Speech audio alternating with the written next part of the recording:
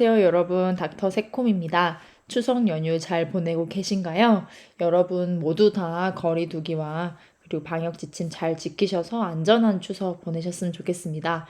우리 구독자 여러분들 다 모두 잘 아시겠지만 그래도 구독자 여러분들의 건강을 위해서 다시 한 번만 체크하면 항상 여러 군데 사람이 모이는 곳에서는 마스크 착용 잊지 말아 주시고요. 손 씻기가 정말 중요해요. 코로나19 같은 경우에는 드라플렛이라고 해가지고 비말 감염이기 때문에 그러니까 비말로 감염이 되는 거라서 손 씻기가 굉장히 중요합니다.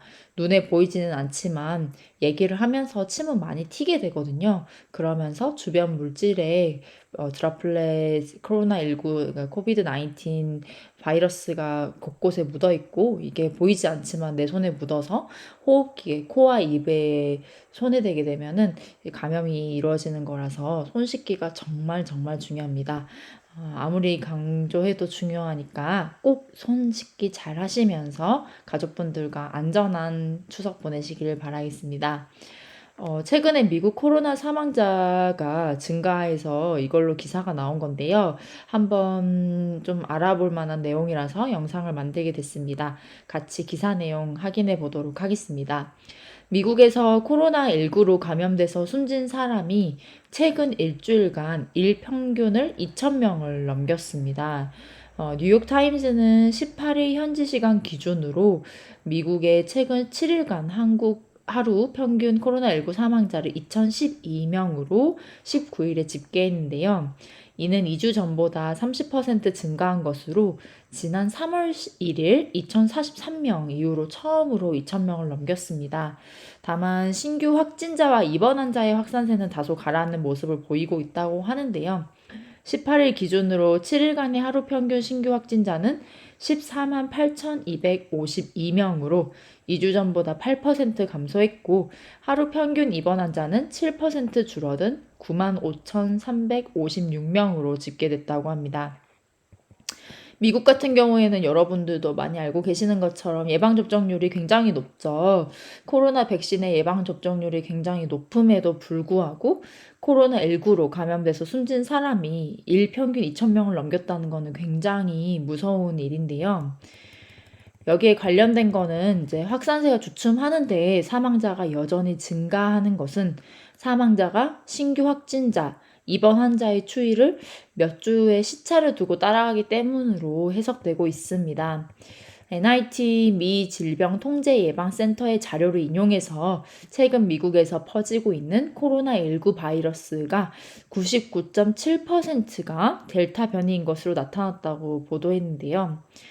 격주로 나오는 CDC의 유전자 시퀀싱 보고서를 보면 올 6월 중순까지만 해도 델타 변이의 비중이 4분의 1을 조금 넘는 수준이었지만 9월 11일에는 99.7%에 달했다고 합니다. 지금 이제 많은 변이 바이러스가 나오고 있는데요. 그럼에도 불구하고 델타 변이 바이러스의 비중이 확실히 더 많이 증가하고 있는 것은 사실입니다. 어떤 변이 바이러스보다 미국과 그 유럽에서 델타 변이 바이러스가 가장 높은 비중을 차지하고 있는데요.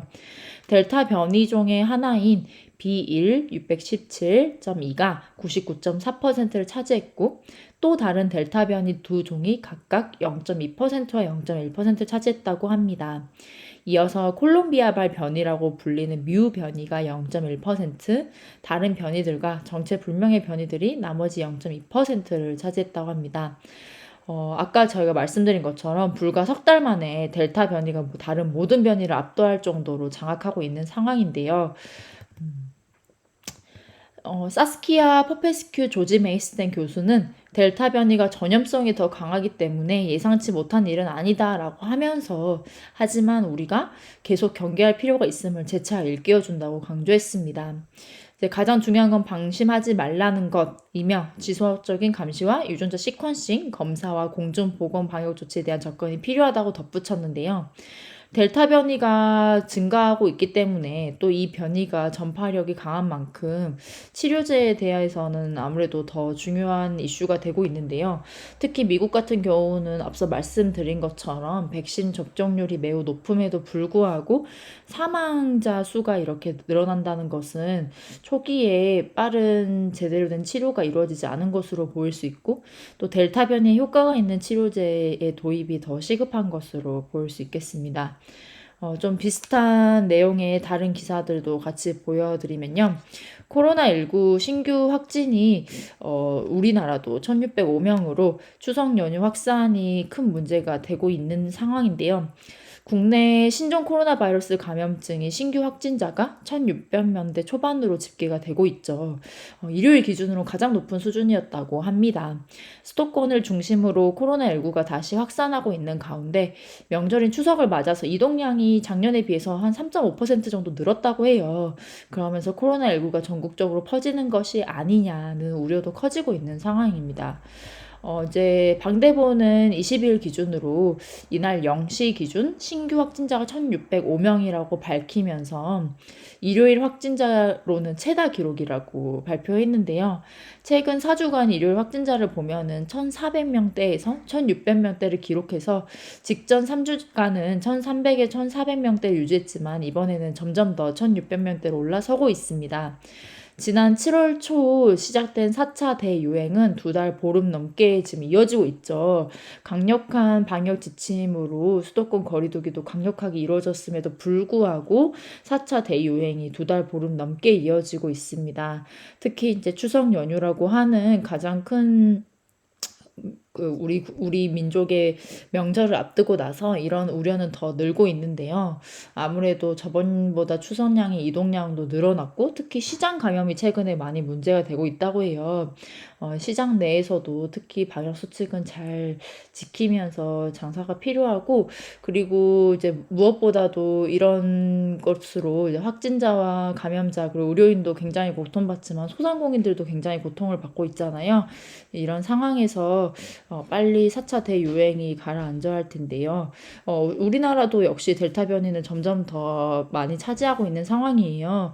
델타 변이로 인해서 미국의 지금 일 평균 사망자가 2,000명을 넘고 있는 상황인데, 우리나라도 절대 그렇게 되지 않도록 아주 극심한 주의가 필요하고 앞으로의 대책이 필요할 것으로 보입니다. 아무래도 지금은 그 국가적으로도 그렇고 모든 국민들의 관심이 코로나 백신에 지금 좀 더 집중되어 있는 상황인데, 미국의 상황을 보면 알 수 있죠. 코로나19 백신 접종률이 늘어남에도 불구하고 일평균 사망자 수가 증가하고 있다는 것은 변이 바이러스 때문이고, 그리고 적절한 치료 타이밍 때문입니다.